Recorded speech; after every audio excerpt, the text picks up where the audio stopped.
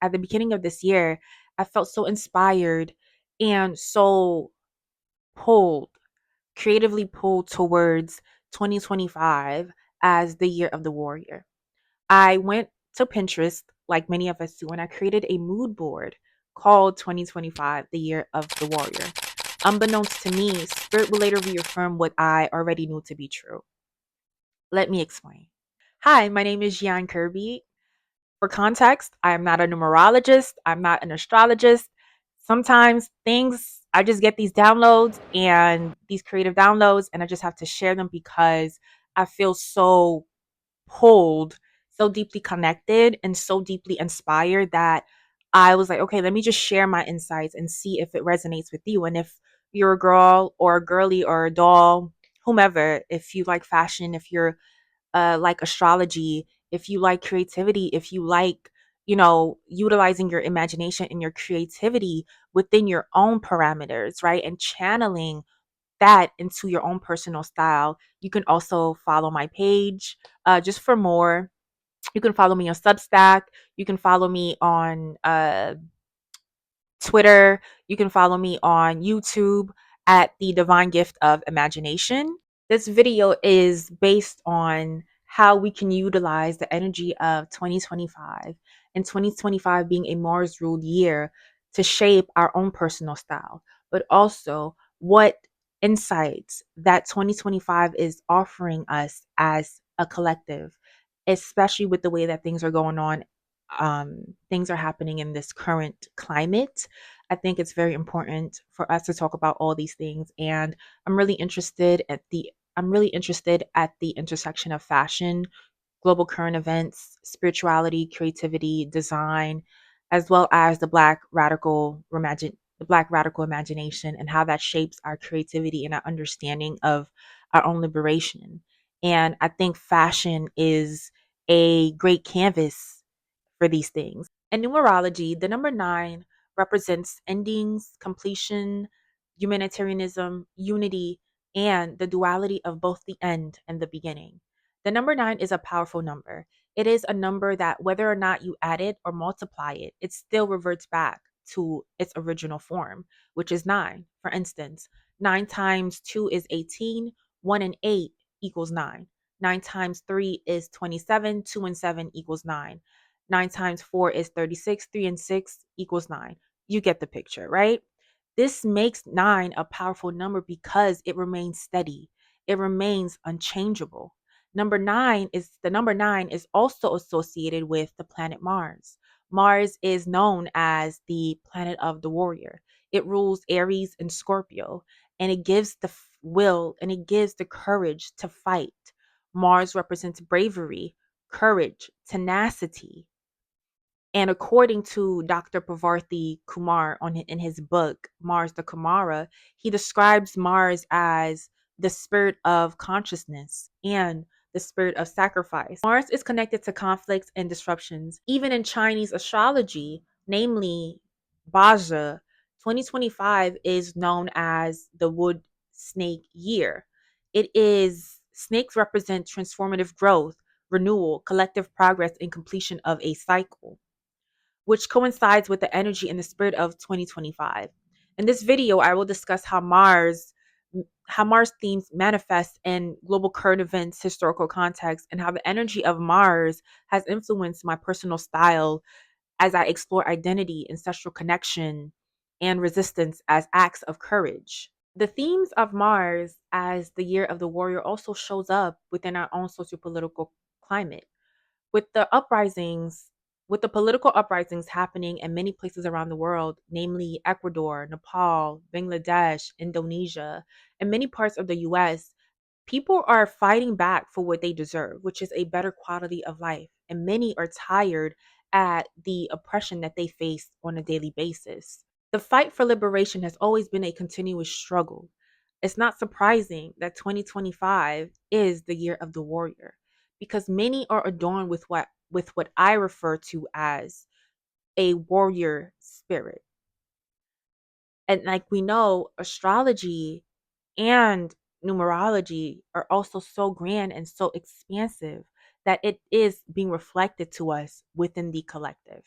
Historically, warriors are known for their prowess on the battlefield, their tenacity, their courage, strategic action, and their bravery. In this next segment, I'm going to be talking about three woman warriors of the Haitian Revolution who are not widely known and or spoken of. For instance, we have Victoria Montu, we have Suzanne Sanité Bélair, and we also have Marie-Jeanne Lamartinière.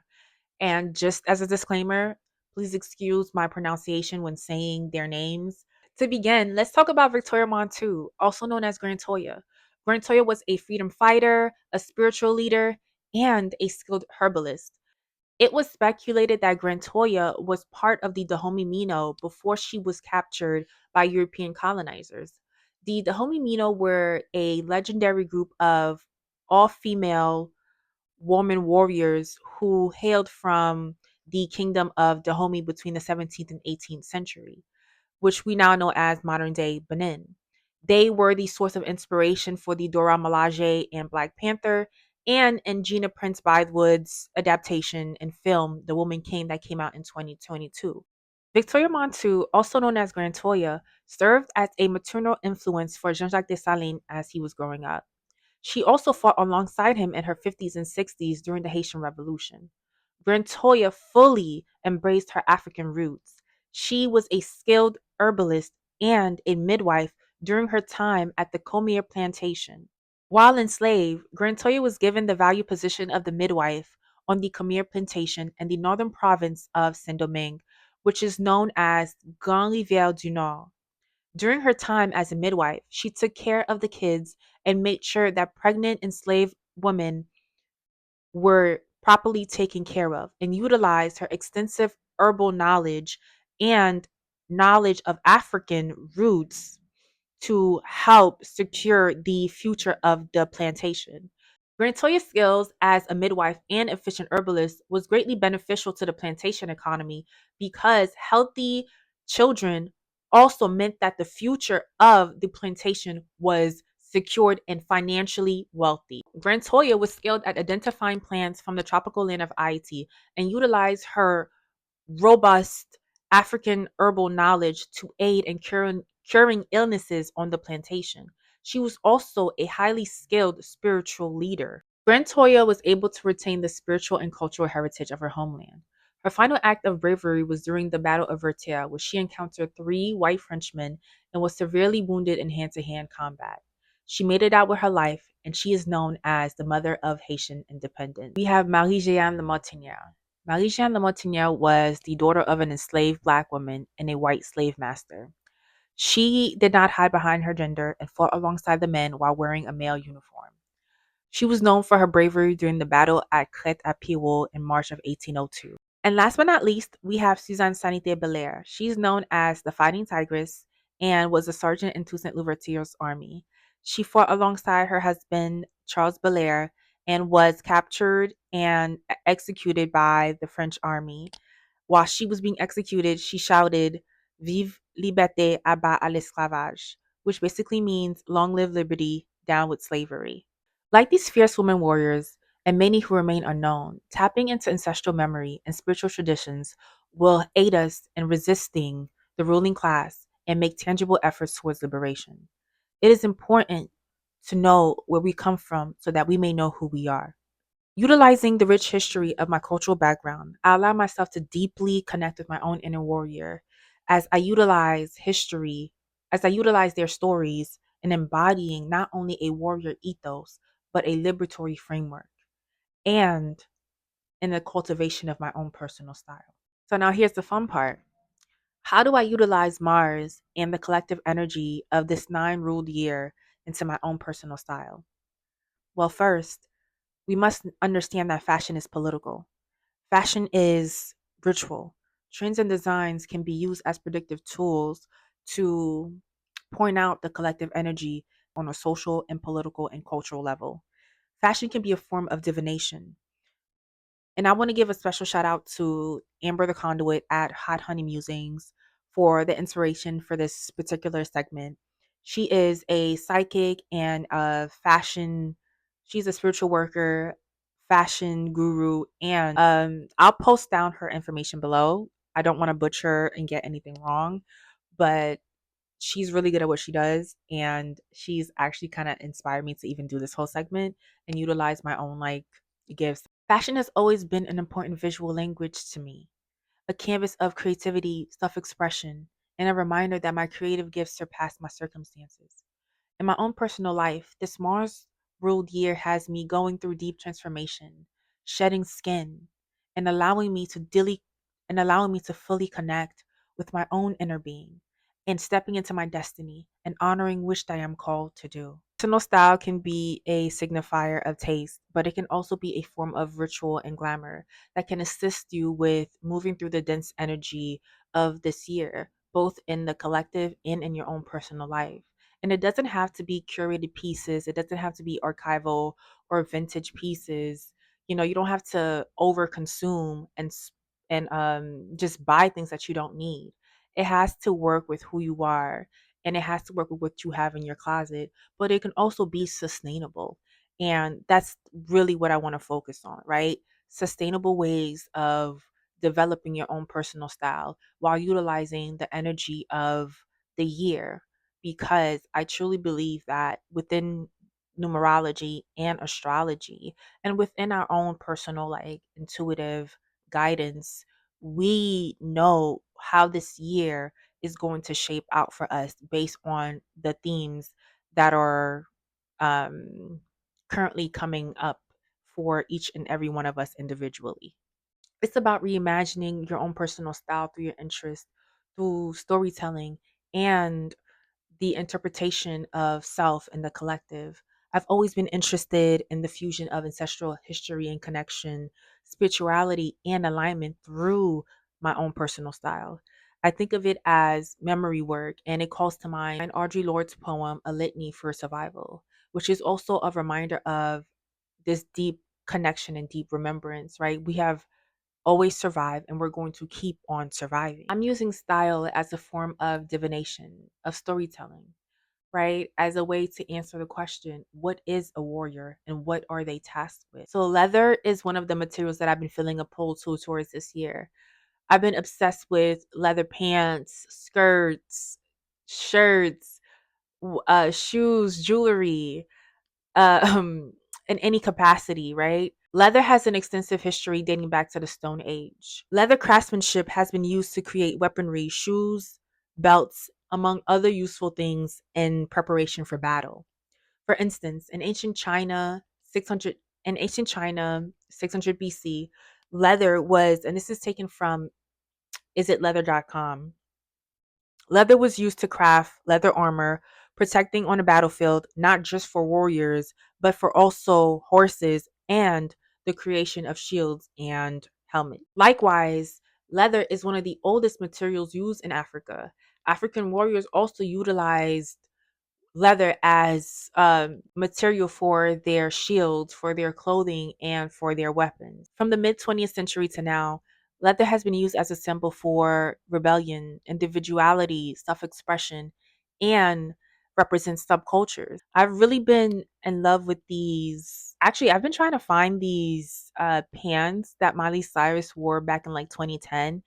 It's these like black leather pants, and the way that it is, I just love the design of it, right? The way that it is low rise, but the way that like the pants is structured is just so beautiful to me. And I know it's a piece that I will definitely utilize in my closet and get a lot of wears out of if I'm able to find it at a good price. I think it might be D squared, don't quote me on it, but I've also been feeling a pull with these vintage leather cargo skirt. I forgot the name of the designer, but if I find it, I will definitely put it on the screen or put it in the description box or in the comments below. Um the reason why I love this skirt is just I love the fact that it's cargo. I love the sleekness of it. I love the leather material, of course. And I think that it's really unique. I know it's something that I would definitely love to play around with and have in my closet, but it's currently on my wish list. It's just a little bit pricey. And with this economy right now, mm. But also I've been really loving these black leather jacket by Rick Owens. It's the Concordia leather jacket with the zipper on the side. I just love the sleekness of it. I love the design. Something about it just gives, badass. It gives, like assassin. Like I feel like when I wear this jacket with like a cute pair of like low rise leather jeans, some cute pair of boots. But it's actually like really, I mean, it's on sale right now in Essence, but it's $1,000, baby. It's way out of my budget right now. But it's just an inspo. So one thing I love to do is I just also love to use Google search or like use Benny or like other like clothing sites to find like other leather jackets that resemble that, but also like have its own uniqueness. So next on the inspo, we have this black brown leather clutch that I found on Etsy by this seller. I'm gonna post everyone's name, all the designer's name, all the seller's name on the screen if I can find them. Another piece of leather that I've actually been loving is the Thierry Mugler black croc embellished boots. I don't know, like I love the lace design of it. I'm gonna put it up on the screen, but I love the design. It's just a beautiful shoe. And I just also love the design, right? Kind of protects me, kind of reminds me of a protective shield for the feet. One of my biggest style inspiration has been Rihanna's Rated R album, specifically um her song So Hard featuring Jeezy. The styling. I've been in love with the spike dress that she wore, and and the helmet and the makeup as well. I love how, for me, the shields also represent protection, right? It also represents this bravery, this courage. So this dress that Rihanna wore in her So Hard video that I really loved was by this French designer named Bryce Denise Aimé, and it was part of his spring 2010 collection. I just love the spikes, the makeup, the styling. Another look of hers that I actually really loved in the video was the one where she had the bulletproof, well, not the bulletproof, but the bullet vest that was created by this designer Erin Hirsch, and I just love it. It was just, I don't know, it just gave like badass chic to me. And I'm like, if I would have dressed up as a warrior, like if we're talking stylistically, that's what I would wear. That and that dress too, because that dress is fire. Like another style inspo was the costume design of Auntie Entity, played by Tina Turner and the movie Mad Max 3 Thunderdome. The costume design was made by Norma Moriso, and if I'm not mistaken, she's Australian. So what she did is she utilized dog muzzles, coat hangers, chicken wire, and overlaid that with gleaming chail mail butcher aprons and accessorized with pendulant auto spring earrings. And this is from her own words. And every time I think of a warrior, I always think of, Miss Tina Turner, rest in peace to the late and great Miss Turner, because she really embodies strength, but not in this dehumanizing way that so many people like to put black women into by calling them strong. But I mean, like, she is truly a warrior. What I really loved about that, and as it also pertains to the movie, is for me what this picture represents, right, is the ability to become ungovernable. And that's the energy that we need to channel, right? We need to become ungovernable, especially in this present moment when many of our rights and many of the resources that we are entitled to are being, withered away. Our ability to have fresh air, clean air, fresh water, well, clean water, fresh foods, fresh produce, healthcare, basic human decency, basic human rights are just slowly being withered one by one. And everything is just so expensive nowadays that it's like people can barely survive. Another category that I've really been exploring when it comes to my personal style is the use of protective adornments in the form of jewelry, accessories. And I've really been in love with these Giuseppe Zanotti. Is it Zanotti or Zanotti? I've really been in love with these Giuseppe Zanotti heels, courtesy of Shoe Sluts. They represents like they're the epitome of like sexy chic, but also I love the gold protective hardware in the front, which also resembles a shield, a protective shield to me. I've also been in love with these Fendi kind of like gladiator-esque boots and heels, again courtesy of Shoe Sluts. Shout out to her. She has one of the best like archive collection of like heels and shoes. She has like a good eye. Her prices vary in like range, which is something that I also love as well. I've also been in love with this Francesco Beja leather handbag that has all these like metal studs and like hardware. And it's really beautiful. It's really chic. I actually have it. I actually bought it off Poshmark. I really love this bag. It's real leather. It's really beautiful. I wish I had it in person to show you guys because the pictures does not do it justice. It's really beautiful in person. I've also been in love with these belts, specifically these Celine belt from Vestiaire Collective, if I'm not mistaken. It's really unique to me. I love the silver hardware, as well as this Issey Miyake belt, which I think is very versatile and you can use it, well, not use it, but you can style it a lot of different ways um, when it comes to your own, personal style. And also in your closet, in your day to day. It's about, I think fashion is about having fun. It's about really, really utilizing your resources, right? Utilizing what you have to create something new. I love resourcefulness, and this is coming from somebody who I don't have it all. I didn't grow up having it all. And one of my great gifts has always been the ability to become and be resourceful.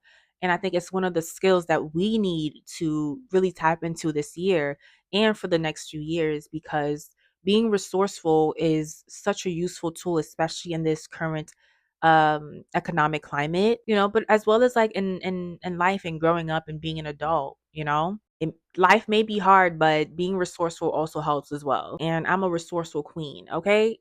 Also, with the energy of 2025 being the year of the wood snake, the year of the serpent in Chinese astrology, I've also been in love with this Devi Crowell snakeskin python red and black handbag. I've actually found out about her through honestly going to the library, and I came across this book. I forgot if it was by L, but it's like this book with a bunch of like artists, designers, singers, actresses who were detailing their current favorites. And it's like I think it was like back in like the 2010s if I'm not mistaken. And I it was like a bunch of like well-known like fashionistas. For example, Tracy Ellis Ross was in the book. Fergie, funny enough, is where I actually found out about Davi Crowell, because she had this gold handbag, and it was the gold handbag that really drew me in because I've really been in love with like metallics. I've also been inspired by this hairstyle that I saw on the Christian Dior Fall Autumn 2002 show by John Galliano. How I would incorporate that within my own fashion, within my own style is I would definitely do it with my red hair, except I would add these like hairpins, but also in the shape of like daggers, but engraved with like my initials. All in all, the weight of a true warrior is heavy. It requires knowledge of what you're fighting for and why you're fighting, but most importantly, who is the true source of your suffering. And hint, it is not queer people, it's not disabled people, it is not black people, it is not immigrants. And a warrior also knows when to pick up and when to put down their weapons. We must know what tools are at our disposal so that we can utilize them properly. The reality is, power concedes nothing without force, meaning the ruling class will stop at nothing to quell dissent, and they already are. But one thing remains: we have always survived and we have always resisted. This is nothing new. For example, we have the Black Panther. We have the slave rebellions that happened throughout plantations in the Caribbean and within America during American chattel slavery, as well as within the Black diaspora. We also have the Move Nine. We also have the woman of the Haitian Revolution, who I just mentioned, right? Like, we are not strangers to resistance. We are not strangers to the continuous struggle for liberation. Now, the weapons may vary based on what is needed. The weapons can look like ancestral remembrance. It can be ancestral wisdom via meaning making, through art, education, teaching, through collective imagination, through radical love, through communal care. We each have our role and specific skill set that we must utilize in our fight towards liberation. So, what does Mars demand of us at this time? I think that Mars is asking us to connect with our righteous rage, to feel the discomfort, to tap into strategic action, and to allow transformation to occur so that we can effectively come together and resist. Most of all, this Mars ruled year is asking us to know that we are deserving of self determination, of a liberated future and a liberated world, and it doesn't have to be far fetched. If our subjugation is possible, then our liberation too is possible. The fight for liberation is in the everyday things that we do, the daily acts of resistance that reminds us that our liberation is interconnected. Although it is easy to feel powerless and feel like there's nothing we can do, we must resist and we must remember that we are powerful together. We must reject the future that is imposed upon us by violence through the ruling class. And since this is a fight for the long haul, we must build longevity. If you believe in the myth of nonviolence, then know that you have been duped into giving your power away. Amidst the chaos of 2025, Mars is asking us to connect with our inner warrior and our own inner courage and bravery so that we can continue the fight towards a liberated future. With the number 9 and Mars being the ruler of this year, we are being tasked to remember our personal and collective power. We must become ungovernable. With that being said, I created a playlist on Spotify, Apple Music, and YouTube aimed at connecting us with our own inner warrior and helping us to tap into our own strength, bravery, and courage, called the Year of the Warrior. And I'll share 2 to 3 songs that I have been listening to throughout this year that has been helping me really channel the energy of Mars, but also of my own inner warrior. Um, Number 1 is Pacer by Dochi. Number 2 is Limb by Limb by Cuddy Ranks. Number 3 is Rattlesnake by Megan Thee Stallion. And there's a lot of other music, a lot of other songs that I've been listening to as well that um help me tap into that. But those are the 3 that I can remember off top. So my audio went out, so I'm just going to do a quick voiceover.